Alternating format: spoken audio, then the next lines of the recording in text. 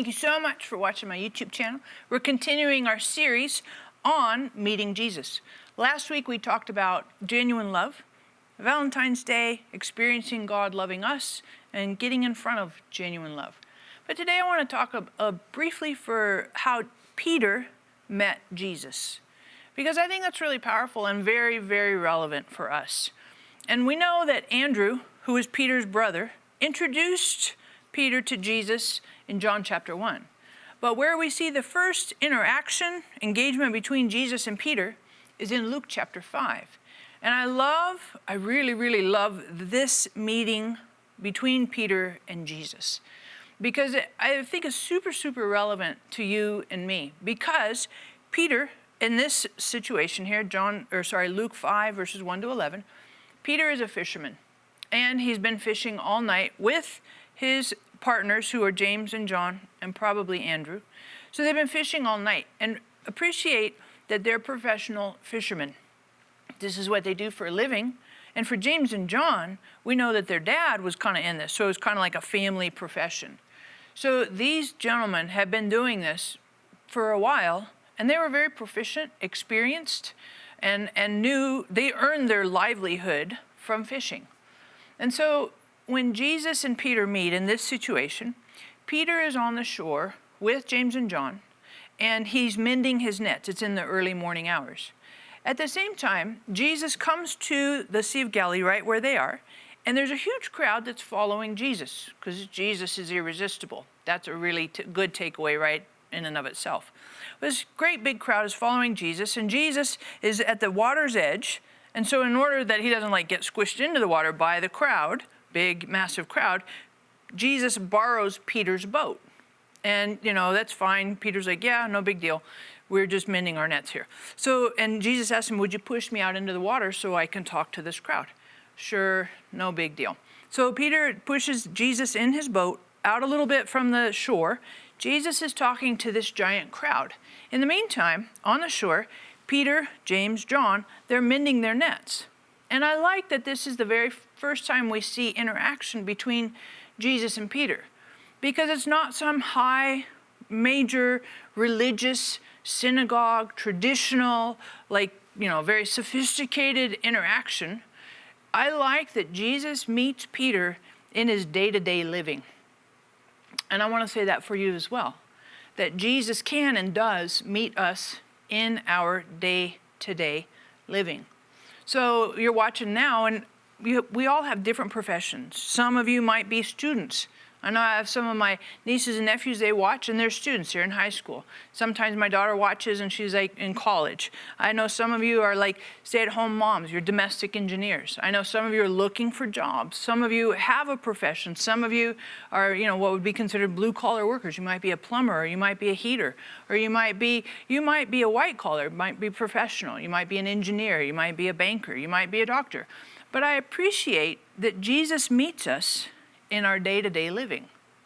And a lot of times when we go through our day-to-day living, we can get kind of burned out and tired and discouraged and just kind of, it's the humdrum, the day-to-day, just the mundane, and just kind of, punching the clock and doing your time. And that's Peter. He's mending his net on the beach here while Jesus is talking. And I want to encourage you today that Jesus, and initially you think, well, Jesus is talking to this giant crowd. But the real takeaway from Jesus here in the boat isn't anybody from the crowd. The real takeaway happens with Peter, James, and John, because they're on the shore mending their nets. And I appreciate what's going on here, because their hands are occupied and their hands are busy. They're fixing their nets, they're fixing, getting everything finished and concluded from the night, and they haven't caught any fish, so they're tired from working all night. They're discouraged because their profession didn't yield anything for the day. They don't have anything to sell. There's nothing that they can take home and eat because they didn't catch anything. But their hands are busy. Their hands are busy fixing these nets, going through the routine, day-to-day routine stuff that they do with their profession. And sometimes I think it's really important for you to think about, when you are sometimes busy with stuff, you can still pay attention to Jesus. Because I would say Peter, James, and John, they heard what Jesus was saying to that big crowd. They heard Jesus teaching, talking, and ministering to that crowd. And the reason I say they did hear that is because when Jesus speaks to Peter and he tells Peter, hey, did you catch anything? No, we didn't catch anything. Well, put your boat out and you're going to get a big catch of fish. And Peter says to him, we did, but we didn't catch anything all night. We're tired, but we'll still do it. I don't think Peter would have said yes and been obedient to Jesus had he not been listening while he's mending his nets to Jesus talking to the crowd. And I just want to say this to you, that in your day-to-day living, Jesus can and does talk to us. So whatever your profession is, whether you're a student, if you're looking for a job, if you're a blue-collar worker, if you're a professional worker, whatever your day-to-day profession, Jesus can and does talk to us. And I think we would be wise to raise our awareness and ask Holy Spirit, hey, help me to pay attention, help me to recognize. I see that you're talking, and I recognize that you did that with Jesus and Peter, but please help me to be aware of you talking to me today. So, for example, yesterday I was doing some stuff. I was in Dallas and doing some TV taping stuff, which was fantastic, great honor. But I'm at breakfast, and I'm kind of hurrying along because typical Sarah, I'm running a little late.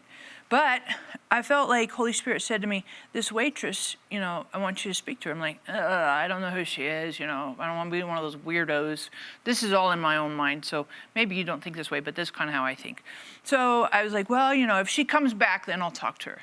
And this is day to day, right? Just really deep in the weeds of regular living. So I'm eating, and I finish real quick, and she's not back, and I already paid my bill, etc. So I'm like, well, I'm not going to see her, but I'm walking out the door, and here she comes. And I felt Holy Spirit said, see, I'm talking to you. And I'm like, okay. So I got to talk with her and encourage and kind of minister to her in terms of schooling and going back to school and getting an education and that kind of stuff. But I knew Holy Spirit had told me some cool things for her. But that's in our day-to-day living, our day-to-day existence. And we can meet Jesus. You can meet Jesus. Jesus can talk and meet with you in your day-to-day living. And so I just pray for you, and I've asked that you would pray as well. Jesus, help me. Help me to recognize, hear, and sense you in the day-to-day, not just on Sundays or when I'm doing church stuff or when I feel religious. Help me to sense your presence, your voice, and your engagement in my day-to-day living. So that's a really good takeaway for us when we look at meeting Jesus in our day-to-day existence. Thank you so much for watching. Of course, you want to subscribe, hit the little button there on the right there, and leave comments, thumbs up, thumbs down. Love to get all that feedback. It's super, super helpful. And of course, I know we get really excited for these amazing jokes. I say that with dripping sarcasm. But here's your joke for the end. Never take advice from electrons because they're always negative. I know. Next week's going to be way better. Thanks again.